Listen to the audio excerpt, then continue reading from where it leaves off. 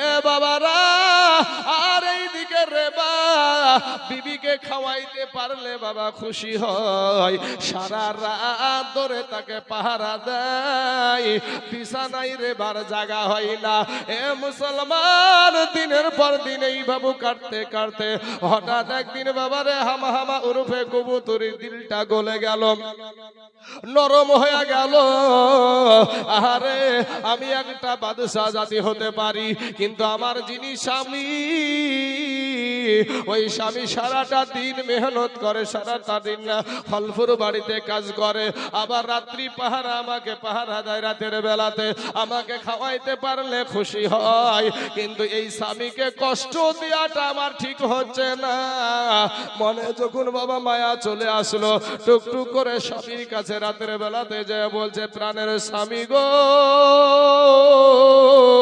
ওগো আমার স্বামী, আর থাকতে হবে না বাইরে, আসেন না একবার ঘরে, আমরা এক থালাতে খাবো, এক বিছানায় শুবো। ওগো আমার স্বামী। যেমন এই কথা বলা রেবা খুশি হয়ে গেল বাবা। এবার রেবার সঙ্গে স্বামী স্ত্রীতে মধুর মিলন হয়ে গেল, হামা হামা উরুফে কবুতরি বাবা গর্ভবতী হয়ে গেল। 10 মাস পরে একটা সন্তান জন্ম নিল, যার নাম হলো হযরত বেলাল।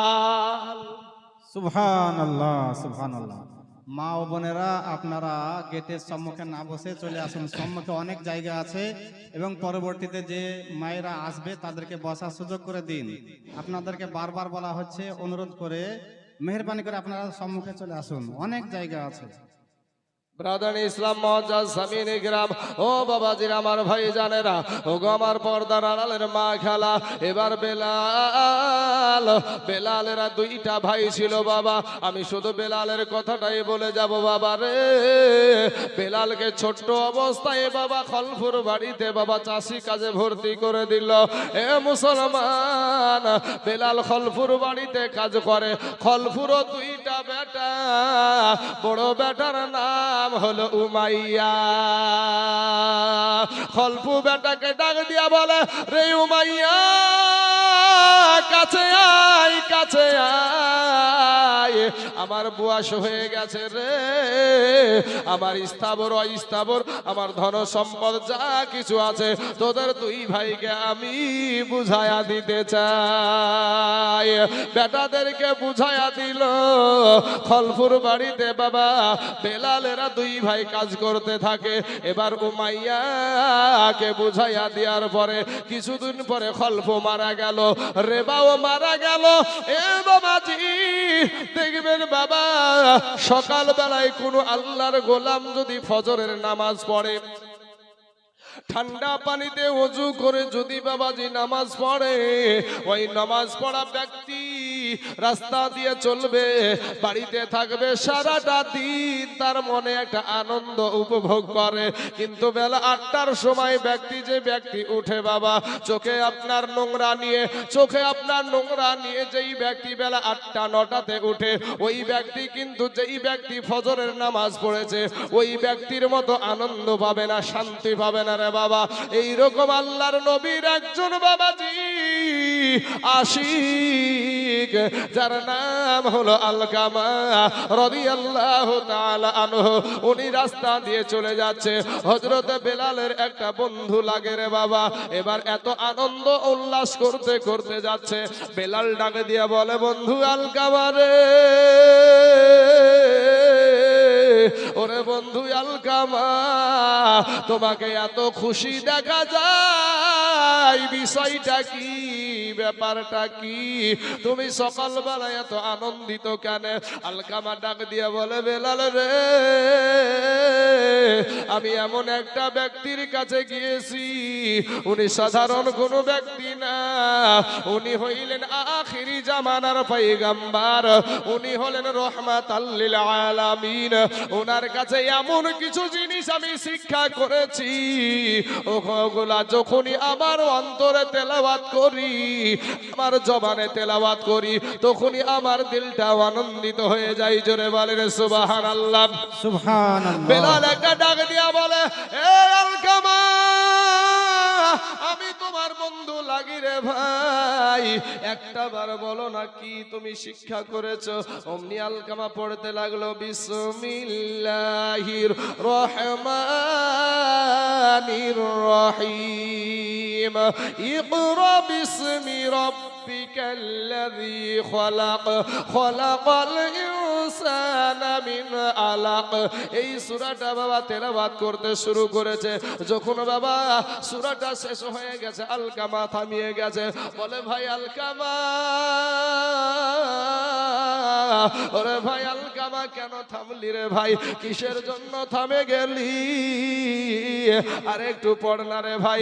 কারণ বাবাজি আল্লাহর কালামে যে মধু, এই মধু বাবারে কোনো কিতাব পড়লে আপনি পাবেন না।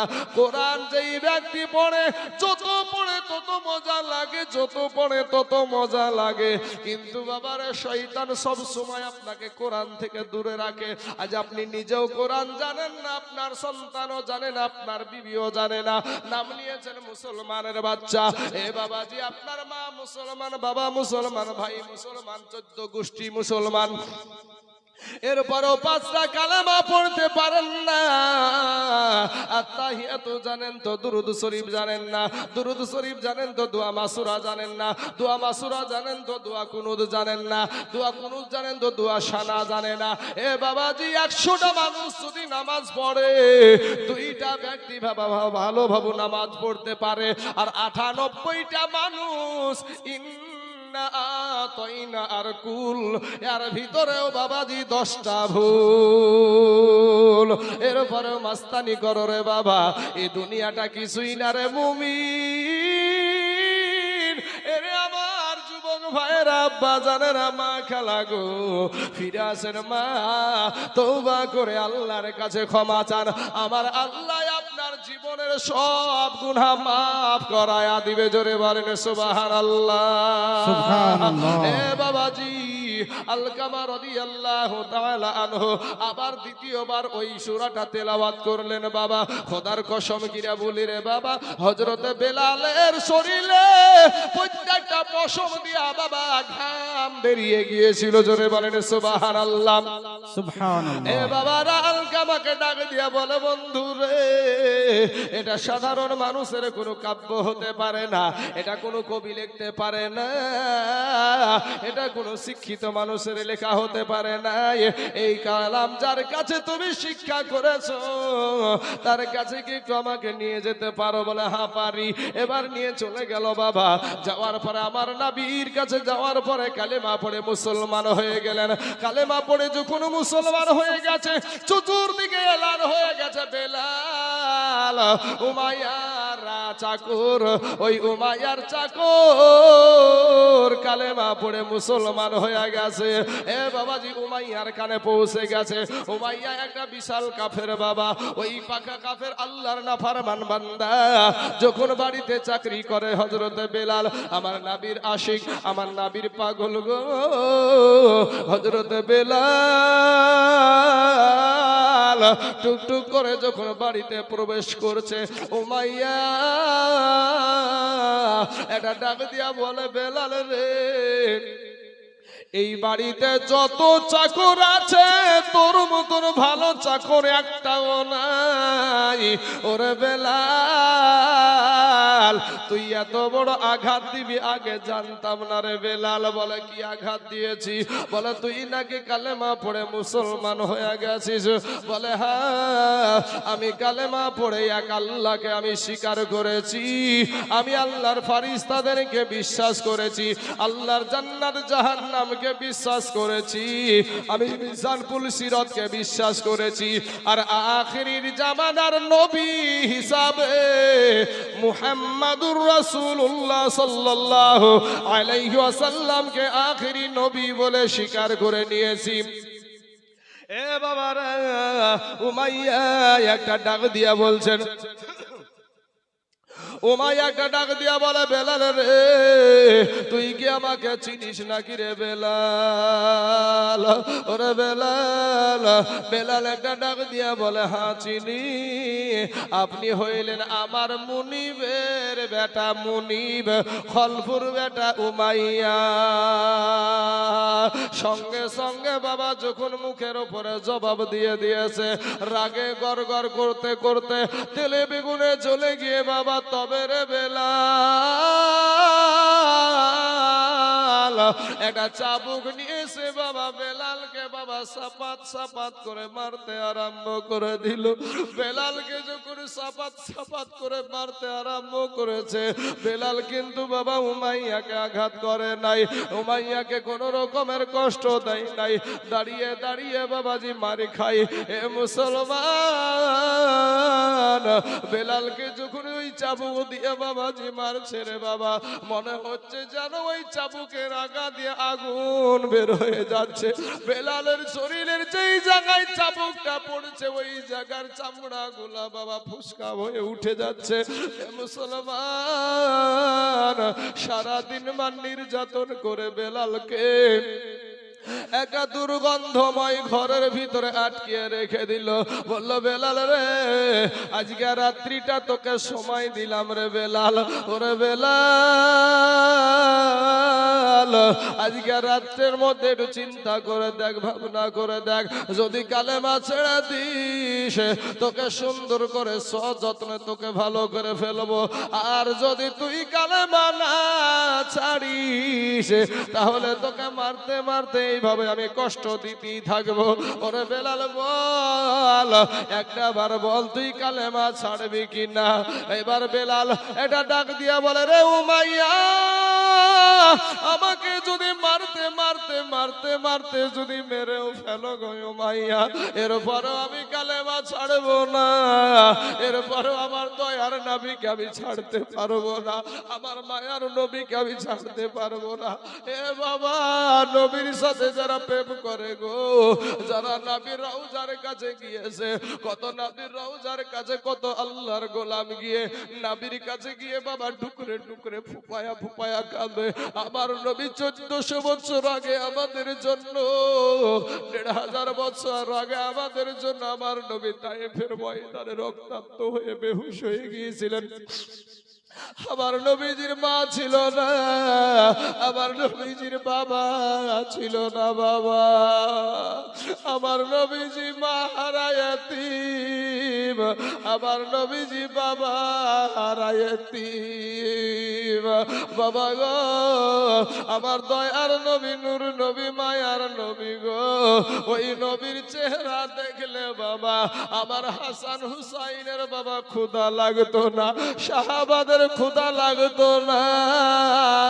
ওই নবীর সাথে একটু প্রেম করেন বাবা, রাতের অন্ধকারে একা একা বলবেন আমার দয়ার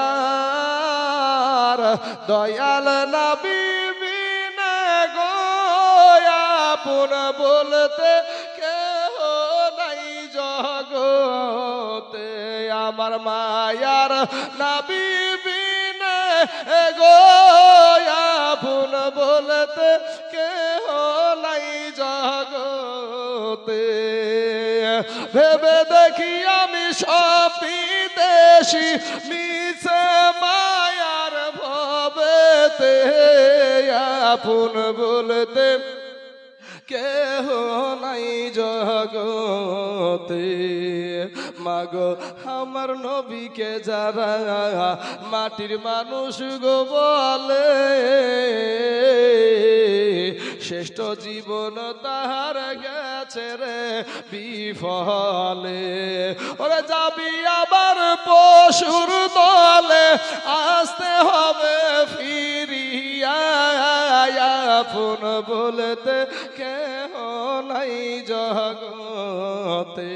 আমার দয়ার নবী বিনে গো আমার মায়ার নবী বিনে গো আপন বলতে কেহ নাই জগতে। আল্লাহুম্মা সাল্লি আলা সাইয়্যিদিনা মাওলানা মুহাম্মদ محمد وعلى آل سيدنا مولانا محمد صلى على محمد صلى على محمد ہر دم زبان سے نکالو پاک نام محمد ہر دم زبان سے نکالو شفیعنا محمد صلی اللہ علیہ وسلم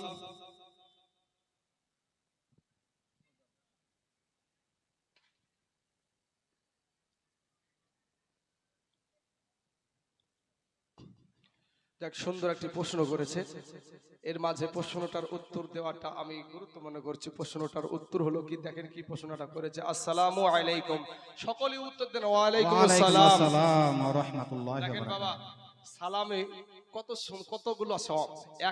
উনি একবার সালাম বলেছেন আসসালামু আলাইকুম, আর এতগুলা মানুষ আমরা বললাম ওয়া আলাইকুম আসসালাম, এতগুলা মানুষের কাছ থেকে উনি দোয়া বলেন, অথচ এই সালাম আমরা দিতে চাই না। উনি প্রশ্ন করেছেন, হুজুর এই চাঁদে কি মায়েদের কাজা রোজা কি আদায় করা যাবে, এবং কাজা রোজা আদায় না হলে কি নফল রোজা করা যাবে? এখানে নফল রোজা বলতে আমি যতটুকু বুঝি সেটা বলছি। এটা আরবি মাসের শাওয়াল মাস, আরবি মাসের শাওয়াল মাস, শাওয়াল মাসের 6টা রোজা আছে। কয়টা রোজা? 6টা রোজা আছে। এই 6টা রোজা যদি কেউ পালন করে, আল্লাহ পাক একদিন রোজা করার পরিবর্তে 10 দিনের সওয়াব আল্লাহ পাক দান করে। জোরে বলেন সুবহানাল্লাহ। সুবহানাল্লাহ। 10 দিন রোজা রাখার সওয়াব আল্লাহ পাক তার আমলনামায় দান করে। তাহলে আমরা 30 দিনে 30টা রোজা করেছি নাকি গো? কি চাচা রোজা করেননি গো চাচা? 30 দিনে কটা করেছেন? 30টা করেছেন। তো 30 10 হয় 300, 30 10 হয় 300, 30 কে 10 দিয়ে গুণ করেন 300টা হবে। তাহলে 300 দিন এই এক মাস রোজা করার পরিবর্তে 300 দিন রোজা করার সওয়াব আপনার আমলনামায় আমার আল্লাহ দিয়ে দিয়েছে। জোরে বলেন সুবহানাল্লাহ। সুবহানাল্লাহ।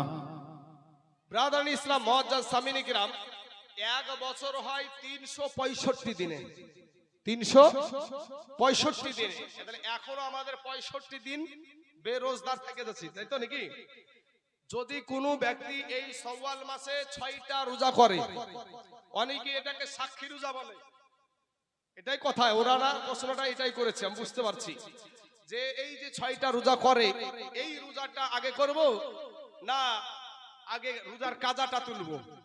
মানে মহিলাদের ভাঙতি রোজা থাকে, মহিলাদের মা বোনেদের ভাঙতি রোজা থাকে, তো সেই ভাঙতি রোজা আগে করব না এই 6 রোজা আগে করব? সেই বিষয়টা আমি সুন্দরভাবে আপনাদেরকে বুঝিয়ে দিচ্ছি। আপনারা একটু দিলটা লাগিয়ে ব্রেনটা খুলে এই রোজা আপনারা এটা শুনে নিন। ব্রাদার ইসলাম মুআজ্জাজ সামিনী কিরাম, ইন দি মিন টাইমে আব্বা জান, আমার ভাই জানেরা, তাহলে এই শাওয়াল মাসের 6 রোজা যদি করে, এখানে ওই 6 কে আপনি 10 দিয়ে গুণ করেন, 6 10 60, তাহলে 365 দিনে এক বছর, তাই না? 365 দিনে এক বছর। তাহলে এই 6 রোজা যদি কেউ করে, তাহলে 360 দিন রোজা রাখার সওয়াব আমার আল্লাহ পাক তার আমলনামায় দিয়ে দেয়। জোরে বলেন সুবহানাল্লাহ। এমন কি বাবাজি, এই 6টা রোজা একটি কিতাবে এরকম আছে, একটা এটা কোরআন হাদিস নয় তো, এরকম আছে একটা আল্লাহর বান্দা আল্লাহর ঘর কাবাতে যায়, তো একজন বন্ধু হয়ে গেছে, যেতে যেতে একটা বন্ধু হয়ে গেছে, রোজ সালাম দেয় চলে যায়, সালাম দেয় চলে যায়, কথা টথা কিছুই বলে না। তো কথা টথা না বলতে বলতে হঠাৎ একদিন ওই ব্যক্তি দেখছে যে ওই ব্যক্তিটা আর কেউ আসছে না, ওই ব্যক্তিটা আর আসছে না। ব্যাপার কি? এতদিনের বন্ধু, এতদিন ধরে আল্লাহর ঘর তওয়াফ করে, 2 রাকাত করে নামাজ পড়ে আর চলে যায়, বিষয়টা কি, ব্যাপারটা কি? এ বাবাজি আমার সোনা মানিকের আমার ভাই জানেরা, আমার আব্বা জানেরা, মা খালা রাগো, ভালো করে একটু শুনে নিন কথাগুলা। তো এই 6টা এই ব্যক্তি তখন এই ব্যক্তির কাছে হঠাৎ একটা মানুষ আসলো, আসার পরে বলে তোমার একটা বন্ধু আছে না যে প্রত্যেকদিন কাবা শরীফের কাছে আসতো, আপনাকে সালাম দিত, 2 রাকাত নামাজ পড়তো, কাবা শরীফ তওয়াফ করে চলে যেত। বলে হ্যাঁ আমি দেখছি কিছুদিন থেকে আসছে না, তো আপনাকে একটু ডেকেছে। তো আমি তো তার বাড়ি চিনি না, বলে আমি আপনাকে নিয়ে যাচ্ছি চলে। তারপরে উনাকে নিয়ে গেলেন, নিয়ে যাওয়ার পরে দেখছেন তিনি একেবারে শয্যাশী অবস্থায় বিছানাগত হয়ে গেছে। বলে বন্ধু তোমার সঙ্গে দুটো কথা বলার জন্য আমি অপেক্ষায় আছি। বলে কি কথা বলেন? তো বলে আমি, আমার মা নাই, বাবা নাই, বিবি নাই, সন্তান নাই, কেউ নাই, আমি যখন মারা যাব আপনার হাতে আমার গোসলটা দিয়ে, আপনার হাতে আমার কাফনটা পরায়েন, আর আমি যখন মারা যাব সবাই যখন দাফন করে আমাকে রেখে দিয়ে চলে আসবে, বন্ধু তুমি আইসো না, আমার মাথার কাছে তুমি একটু বসে থেকো। তো বারাদারান ইসলাম উনি বলছেন যে আমার কবরে যে 3টা প্রশ্ন হবে, ওই 3টা প্রশ্নের উত্তর দিয়ে আপনি চলে আসবেন। দেখতে দেখতে বাবাজি তিনার সঙ্গে সঙ্গে বলার সাথে সাথে মৃত্যু হয়ে গেল। তিনি গোসল দিলেন, কাফন পরালেন, দাফনও হয়ে গেল, জানাজা হলো, দাফন হয়ে গেল। বসে আছেন, সবাই চলে গেছে। বসে থাকতে থাকতে ঘুম চলে আসছে। ঘুম আস্তে আস্তে আস্তে আস্তে আস্তে কে যেন বলছে, এই আল্লাহর বান্দা এখান থেকে চলে যাও, এখানে থাকার কোনো প্রয়োজন নাই। তখন উনি চট করে চোখটা উঠিয়ে দেখছে কেউ নাই পাশে। কে বললে এরকম কথা? এরকম কোন আবহাওয়া শয়তানি প্রলোভনও হতে পারে, যাব না। আবার বসে থাকলেন। আবার কিছুক্ষণ পর আওয়াজ দিচ্ছে, আল্লাহর গোলাম তোমরা যাও, আমরা সেই ব্যক্তি, আমরা হলাম সেই ব্যক্তি যে শাওয়াল মাসের 6টা রোজা করেছিল। রমজান মাসের 30 রোজার পরে শাওয়াল মাসে 6টা রোজা করেছিল। ওই রোজা আমরা ইনাকে পাহারা দিয়ে আছি। মুনকার নাকির যদি আসে, ওনা মুনকার নাকিরের সওয়ালের জবাব আমরা দিয়ে দিব। জোরে বলেন সুবহানাল্লাহ, সুবহানাল্লাহ। নারে তাকবীর, নারে রিসালাত, মাসলাকে আলা হযরত হযরত দরবেশ বাতাস পীর বাবা জিন্দাবাদ, নারে তাকবীর, আল্লাহু আকবার। ব্রাদার ইসলাম, তাহলে এটার আরো অনেক তাৎপর্য আছে। এই 6টা রোজার আরো অনেক তাৎপর্য আছে। আমি ওদিকে যাচ্ছি না। রোজাটা কিভাবে কি নিয়মে রাখবেন, মা বোনেরা এই রোজাটা বেশি করে। তো এই রোজাটা মা বোনেরা যদি শাওয়াল মাসের 6টা রোজা যদি আপনারা করেন, যদি কেউ মনে করেন একসঙ্গে 6টা রোজা করব, আপনি একসঙ্গে 6টা রোজা করতে পারেন। আবার যদি মনে করেন না এই সপ্তাহে আমি 2টা করলাম, আগামী সপ্তাহে 2টা করব, পরের সপ্তাহে 2টা করব, চতুর্থ সপ্তাহে 2টা করব, এইভাবে 6টা করব, তাও করতে পারেন। আপনি ভেঙে ভেঙেও করতে পারেন। এখন আপনি আগে এই শাওয়াল মাসের রোজা আদায় করবেন না আপনার রমজান মাসের ভাঙতি রোজাগুলো আদায় করবেন? প্রশ্ন হলো এটা। বাবাজি আমার মা খালার আগে